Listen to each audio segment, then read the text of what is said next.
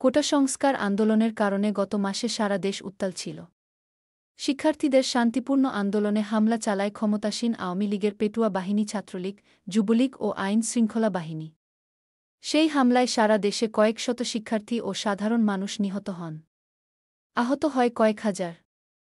কোটা সংস্কার আন্দোলনের সময়ে ক্ষমতাসীন আওয়ামী লীগ সরকারের পক্ষ নিয়ে ছাত্রদের বিরুদ্ধে অবস্থান করার কারণে শিক্ষার্থীদের আন্দোলনের প্রেক্ষিতে এখন পদত্যাগে বাধ্য হচ্ছেন বিভিন্ন বিশ্ববিদ্যালয়ের উপাচার্য, উপাচার্য ও কোষাধ্যক্ষরা।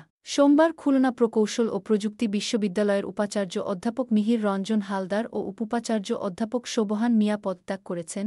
কুয়েটের জনসংযোগ, তথ্য ও প্রকাশনা বিভাগ এক সংবাদ বিজ্ঞপ্তিতে জানায়, সকালে উপাচার্য ও দুপুরে উপাচার্য শিক্ষা মন্ত্রণালয়ের সচিবের মাধ্যমে রাষ্ট্রপতির কাছে পদত্যাগপত্র পাঠিয়েছেন।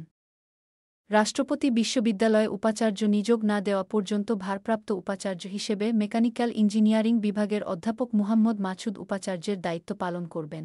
চট্টগ্রাম বিশ্ববিদ্যালয়ের একাডেমিক ও প্রশাসনিক দায়িত্ব পালন করা দুই উপাচার্য দায়িত্ব থেকে অব্যাহতি চেয়ে রাষ্ট্রপতির কাছে চিঠি পাঠিয়েছেন। এদের মধ্যে উপাচার্য অধ্যাপক বেনু কুমার দে বছরখানেক আগেই শিক্ষকতা থেকে অবসর নেওয়ায় এ পদ থেকে পদত্যাগের বিষয়টি চিঠিতে উল্লেখ করেছেন। আর প্রশাসনিক দায়িত্বে থাকা অধ্যাপক মো. সেকান্দার চৌধুরী দায়িত্ব থেকে অব্যাহতি চেয়ে নিজ বিভাগে শিক্ষকতায় ফিরে যেতে চেয়েছেন। গতকাল রোববার চট্টগ্রাম বিশ্ববিদ্যালয়ের উপাচার্য অধ্যাপক আবু তাহের দায়িত্ব থেকে অব্যাহতি চেয়েছেন।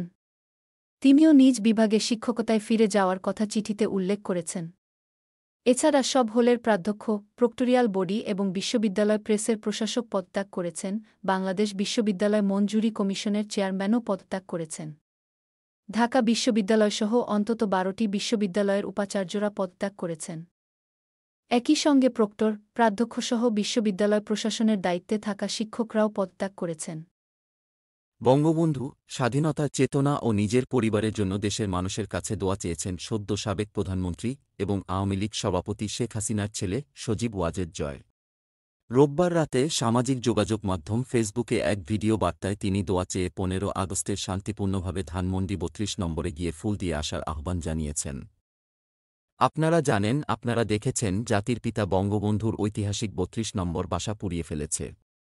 যে বাসায় বঙ্গবন্ধুকে হত্যা করা হয়, আমার পুরো পরিবারকে হত্যা করা হয়, যে বাসায় ৭৫ খুনিরাও ধ্বংস করার সাহস পায়নি, যে বাসা এতদিন উনার বঙ্গবন্ধুর মিউজিয়াম ছিল, সেই বাসাকে তারা পুড়িয়ে ফেলেছে। জয় বলেন, বঙ্গবন্ধু একটি দলীয় বিষয় না। বঙ্গবন্ধু হলেন জাতির পিতা। বঙ্গবন্ধু না হলে আজ আমরা বাংলাদেশ পেতাম না, আজকে পাকিস্তান হয়ে থাকতাম। সামনে ৫ আগস্ট, সেই কালরাত, যে রাতে বঙ্গবন্ধু ও আমার পরিবারকে হত্যা করা হয়। আপনারা যদি স্বাধীনতার চেতনা বিশ্বাস করেন, আপনারা যদি বাংলাদেশকে ভালোবাসেন, এই যে বাংলাদেশে বাস করছেন, এবং যদি মেনে নেন যে বঙ্গবন্ধু আপনাকে স্বাধীনতা দিয়েছে, আমাদেরকে স্বাধীনতা দিয়েছে, ১৫ আগস্ট আপনাদের প্রতি আহ্বান, শান্তিপূর্ণভাবে ধানমন্ডি ৩২ নম্বরে গিয়ে ফুল দিয়ে আসবেন।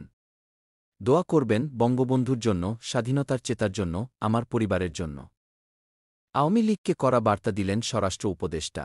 আওয়ামী লীগকে হুঁশিয়ার করে দিয়ে স্বরাষ্ট্র উপদেষ্টা ব্রিগেডিয়ার জেনারেল অবসরপ্রাপ্ত এম সাখাওয়াত হোসেন বলেছেন, প্রতিবিপ্লবের চেষ্টা করবেন না, বিশৃঙ্খলা সৃষ্টি করবেন না, পরিণতি ভালো হবে না। তবে আওয়ামী লীগকে দল হিসেবে পুনর্গঠন করতে পারেন, এতে কোনো সমস্যা নেই।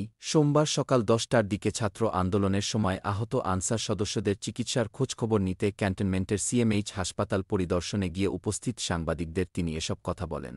সাখাওয়াত হোসেন বলেন, দেশের জন্য আওয়ামী লীগের অনেক অবদান আছে, তাই তারা দল গোছাতে পারে। তবে প্রতিবিপ্লবের স্বপ্ন দেখলে হাজার হাজার মানুষের রক্ত ঝরবে। স্বরাষ্ট্র উপদেষ্টা বলেন, আমরা হয়তো পালিয়ে যেতে পারি, এই জেনারেশন বা ছাত্রজনতা পালাবে না। আন্দোলনে প্রাণহানির ঘটনা তদন্তে আন্তর্জাতিক সহায়তা চাওয়া হবে জানিয়ে সাখাওয়াত হোসেন বলেন, আন্দোলনে হতাহতের ঘটনার নিন্দা জানাই। ২০০৮ থেকে ২০২৩ পর্যন্ত এই ১৫ বছরে প্রায় ৯২,২৬১ কোটি টাকা আত্মসাৎ করা হয়েছে বলে জানিয়েছে Centre for Policy Dialogue, CPD. গবেষণা সংস্থাটি বলছে, ২৪টি বট কেলেঙ্কারির মাধ্যমে এই অর্থ সরানো হয়েছে। আত্মসাৎ করা অর্থের পরিমাণ ২০২৩-২৪ অর্থবছরের জাতীয় বাজেটের ১২% বা জিডিপির ২% সমান। আজ সোমবার ব্যাংকিং খাতে সুশাসন ফিরিয়ে আনতে করণীয় শীর্ষক সংবাদ সম্মেলনের আয়োজন করে সিপিডি। সেখানে এসব তথ্য তুলে ধরা হয়। ব্যাংক খাতে চলমান অনিয়ম, লুটপাট ও ও অর্থপাচারের তথ্য চেপে রাখতেই বাংলাদেশ ব্যাংকে সাংবাদিক প্রবেশে নিষেধাজ্ঞা দিয়েছিল বিগত সরকার।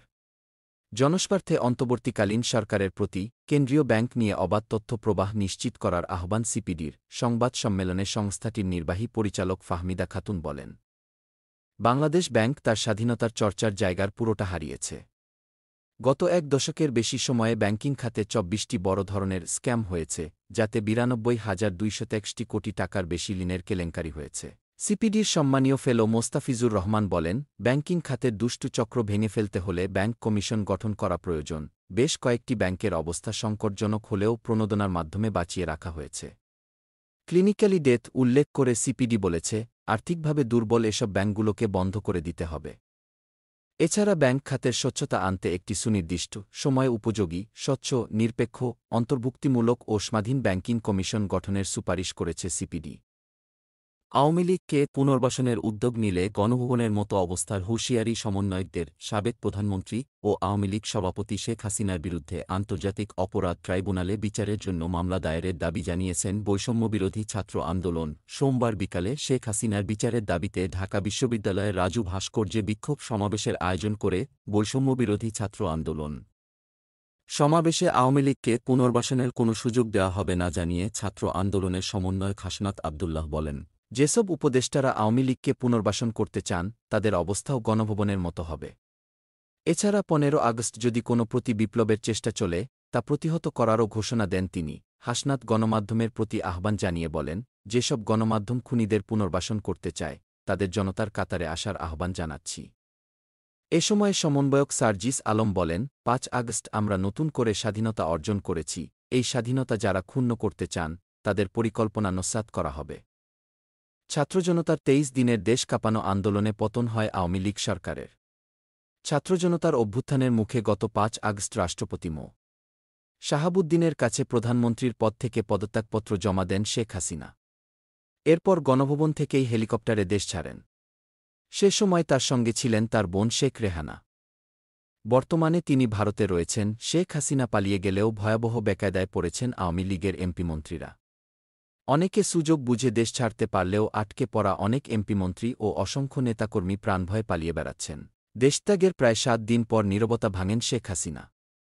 সরকার পতনের পেছনে তিনি যুক্তরাষ্ট্রের দিকে অভিযোগ করেছেন।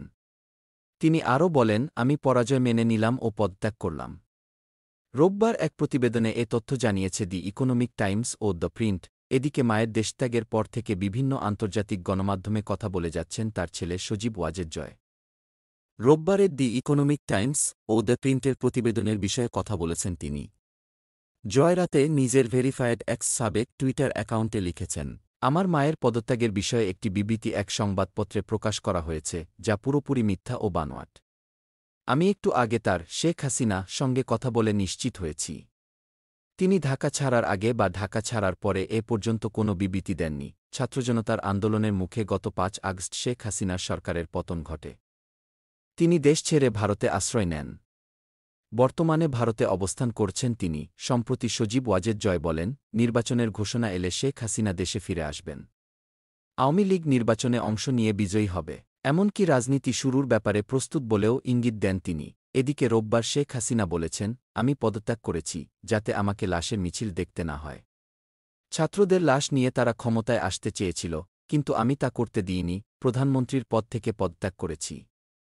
আমি ক্ষমতায় থাকতে পারতাম যদি আমি সেন্ট মার্টিন দ্বীপের সার্বভৌমত্ব আত্মসমর্পণ করতাম এবং আমেরিকাকে বঙ্গোপসাগরের উপর কর্তৃত্ব করতে দিতাম।